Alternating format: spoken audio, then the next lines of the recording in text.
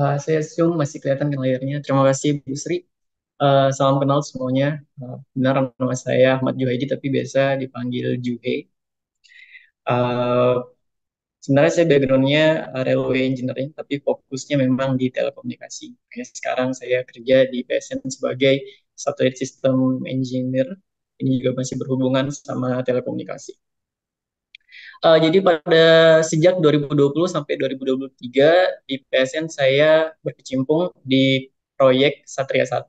Kalau di PSN kami nyebutnya Nusantara 3, tapi kalau di luar di Kominfo atau di masyarakat nyebutnya Satelit Republik Indonesia 1 atau Satria 1. Ini saya akan cerita sedikit tentang perjalanan dari proyek Satria. Sebenarnya slide-nya mampet. Apa sih background-nya kenapa pemerintah pengen mengadakan pembangunan satelit Satria ini. Jadi seperti yang kita tahu bahwa dataran dataran Indonesia itu sangat terbatas ya. Kita malah dipisahkan oleh pulau-pulau dan kadang masih banyak daerah-daerah yang aksesnya sulit tidak terjangkau oleh layanan internet yang ada sekarang misalnya fiber optik. Makanya pemerintah mengusulkan nih kita butuh satu sarana komunikasi yang melampaui terbatasan yang kita punya melampaui pulau-pulau, yaitu salah satu yang mereka usulkan adalah satelit. Satelit Satria ini merupakan proyek kerjasama antara private company yang ini PSN dan juga pemerintah, jadi proyek PPP. Dimulai tahun 2018, inisiatornya adalah BAKTI, Badan Aksesibilitas Telekomunikasi Informasi yang berada di bawah Kominfo. Jadi tujuan utamanya untuk memberikan layanan di daerah-daerah tertinggal serta layanan untuk kebutuhan pendidikan, kesehatan serta administrasi pemerintahan. Uh, Kenalan sedikit sama si Satria yang baru kita luncurkan tahun lalu. Jadi peluncurannya Juni 2023, 18 dari Florida menggunakan roket SpaceX Falcon 9. Satria ini besarnya besar, hampir selebar pesawat, tapi tidak sepanjang pesawat. Tapi kalau panjangnya dia kalau kita ibaratkan lapangan tenis 3 kalinya. Karena solar array-nya ini sangat panjang, jadi dia ada 2 wing, 2 sayap, masing-masing bawa 5 panel. Ada 3 antena yang digunakan untuk komunikasi, tiga spot beam antena. Kemudian kapasitasnya sudah disampaikan oleh Nadifa tadi 150 GB. Kita tempatkan di 146 bujur timur, itu di atas Papua. Ada beberapa teknologi terbaru yang dimiliki Satria. Salah satunya adalah digital transparent processor. Jadi kalau konvensional satelit biasanya mereka cuma menerima terus melanjutkan. Nah, tapi kalau Satria dia bisa menerima terus dia mikir dulu nih mau dibawa kemana, baru dikirim. Jadi Satria sudah bisa berpikir. Kalau satelit sebelumnya cuma mengulang. Ini sedikit cerita tentang proses pembuatan Satria lagi. Jadi manufacturing satelit itu salah satu program yang paling kompleks. Jadi dia tidak dibuat di satu tempat. Misalnya untuk Satria ini melibatkan hampir seluruh wilayah Eropa.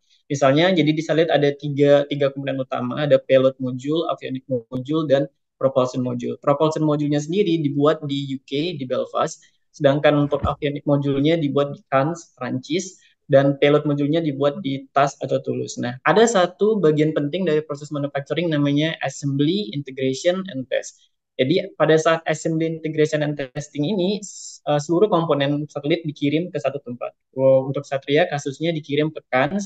Jadi komponen-komponen ini di-assembly, semua dirangkai jadi satu.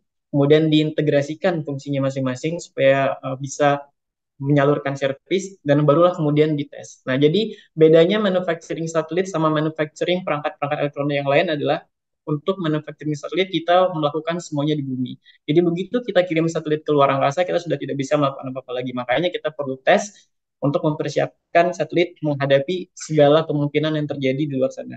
Jadi misalnya ada initial test, ada thermal vacuum test. Thermal vacuum test ini tes yang dilakukan untuk menguji ketahanan satelit terhadap kondisi ekstrim di luar angkasa, misalnya terhadap suhu yang naiknya panas banget, terus tiba-tiba turun jadi drop dingin banget.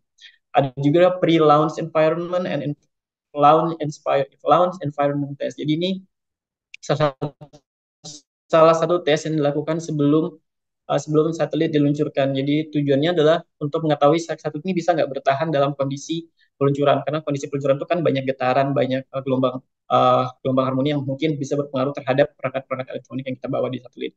Dan kemudian ada antena test range. Antena test range ini salah satu yang paling utama karena tujuannya untuk menguji kelayakan sistem komunikasi yang dibawa oleh si satelit. Ini beberapa gambaran proses manufacturing si satelit. Di sebelah kiri ini pada saat proses mating itu assembly tadi, penggabungan unit-unit satelit. Dan ini foto thermal vacuum test. Jadi ini ada chamber yang besar, satelitnya dimasukkan di dalam, terus ditutup jadi kayak oven, kayak bake kue. Suhunya dinaikkan, diturunkan berkali-kali. Ini kurang lebih satelit dalam sini selama sebulan. Dan kemudian ini untuk test range antena. Ini di anechoic chamber namanya, yang tujuannya untuk menghalau gelombang elektromagnetik dari luar sehingga pure kita bisa lihat kondisi satelit uh, hanya dengan telekomunikasinya saja. Um, Satria ini punya 116 beam ya. Jadi yang bulat-bulat ini adalah beam. Kita nyebutnya beam karena di situ tersedia layanan informasi. Jadi kalau ada daerah yang nggak kena bulatan, misalnya kayak di bawah di Jawa ini ada daerah kuning yang tidak terkena bulatan itu nggak tidak terkena tidak bisa tidak bisa dijangkau oleh satelit. Jadi tidak punya jaringan internet dari satelit. Nah, sedangkan untuk daerah yang lain punya. Jadi untuk satelit seri ini kita untuk mensupport sistem satelit punya 11 gateway yang ditempatkan di 11 kota di seluruh Indonesia. Dan untuk komunikasi dengan satelitnya, komunikasi maksud dalam artian di sini adalah untuk memonitoring kondisi satelit, memantau letaknya dan lain sebagainya, itu kita punya TTC antena yang kita tempatkan di Cikarang primary-nya, dan kita juga punya backup di Banjarmasin. In case terjadi bencana alam atau sesuatu di Cikarang, kita masih bisa komunikasi dengan satelit dari Banjarmasin. Ini gambaran untuk titis antena, dia lebarnya 9 meter. Untuk antena gateway, antena yang digunakan untuk menyalurkan layanan service, itu punya lebar 13 meter.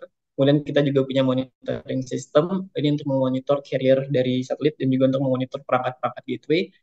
Uh, kita tempatkan di setiap lokasi gateway dan ada hub yang terhubung ke internet. Untuk hub saat ini, pada saat awal pembuatan hanya ada dua, yaitu di Cikarang dan Banjarmasin, tapi saat ini sudah ada di masing-masing gateway.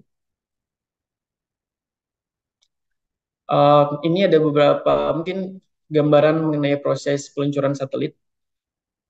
Ini saya ada video, jadi mungkin bisa kita tonton bersama. Sambil saya jelaskan uh, apa saja sih proses peluncuran satelit. Oke, ini gambarnya.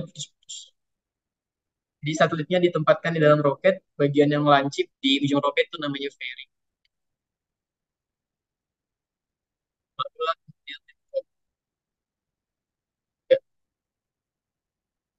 Ya, videonya terus. Basically ada dua stage.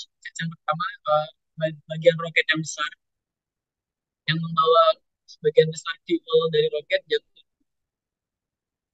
ke raket roket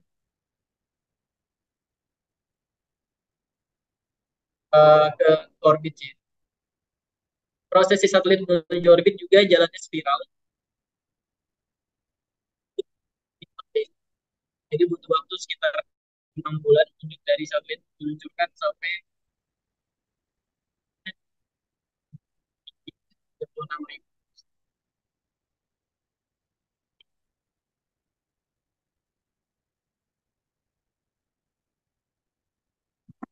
Ya, jadi kurang lebih seperti itu. Maaf gambarnya putus-putus karena internetnya mungkin. Next is, kenapa sih Indonesia butuh satelit? Kenapa kita nggak rely on fiber optic aja? Dan seberapa penting sih satelit ini untuk kebutuhan layanan internet di Indonesia? Jadi memang sudah banyak internet service provider di Indonesia seperti misalnya IndiHome, Bisnet, dan lain sebagainya yang sudah menjangkau rumah-rumah mungkin teman-teman semua. Tapi bisa jadi apa yang teman-teman lihat belum tentu apa yang teman-teman kita di Papua lihat. Jadi kita bisa jadi kita punya bisnet, sedangkan di sana mereka belum punya. Dan menarik kabel fiber optik itu harganya cukup mahal dan juga cukup memakan waktu dan tidak mudah juga. Sedangkan kalau kita compare uh, dari sisi ekonomi, secara investasi membangun satelit itu lebih mudah karena kita cukup satu satelit bisa menjangkau seluruh Indonesia. Itu satu. Yang kedua, jangkauannya jauh lebih luas daripada menggunakan fiber optik. Jadi bahkan untuk di Jawa sendiri saja masih ada daerah-daerah yang belum terjangkau fiber optik. Nah, kita bisa jangkau daerah tersebut dengan internet. Uh, untuk Indonesia sendiri di tahun 2023 sudah sekitar 80% masyarakat kita punya internet. Jadi masih ada sekitar 20% yang belum punya internet. Nah, 20% yang belum punya internet ini kebanyakan berada di daerah yang 3T tertinggal, uh, terjauh dan terluar. Untuk daerah-daerah ini fiber optik belum belum mencapai, mungkin kedepannya akan mencapai, tapi sebelum fiber optik itu terbangun, uh, punya satelit adalah salah satu solusi yang paling paling menjanjikan saat ini, karena ia bisa langsung menjangkau dengan mudah dan akses asalkan mereka punya internet, pemerintah bisa bantu dengan provide uh, hardware-nya, dan mereka bisa langsung punya internet di daerah-daerah yang belum terjangkau fiber optik. Untuk Satria sendiri ada sekitar 1.600 titik yang sudah di deploy internet, jadi sudah ada 1.600 titik yang punya internet. Rencananya akan ada lebih dari 150.000 titik dan 90.000-nya sekitar di sekolah-sekolah. Kemudian ada 50.000 yang akan ditempatkan di pemerintahan, di keamanan dan pertahanan, serta di akses-akses kesehatan. Dan sebarannya juga merata, kalau teman-teman lihat, difokuskan di daerah Sumatera ada sekitar 54.000 titik, dan di Papua ada sekitar 20.000 titik. Ya sekiranya itu untuk selanjutnya mungkin kita bisa diskusi. Kalau ada teman-teman ada pertanyaan, ada kasus-kasus yang teman-teman hadapi, teman-teman yang belum punya internet, uh, kesulitan internet di daerah teman-teman mungkin bisa di-sharing ke kami, jadi kita saling mencari solusi bersama. Ya, thank you Mbak Sri, saya kembalikan ke Mbak Sri.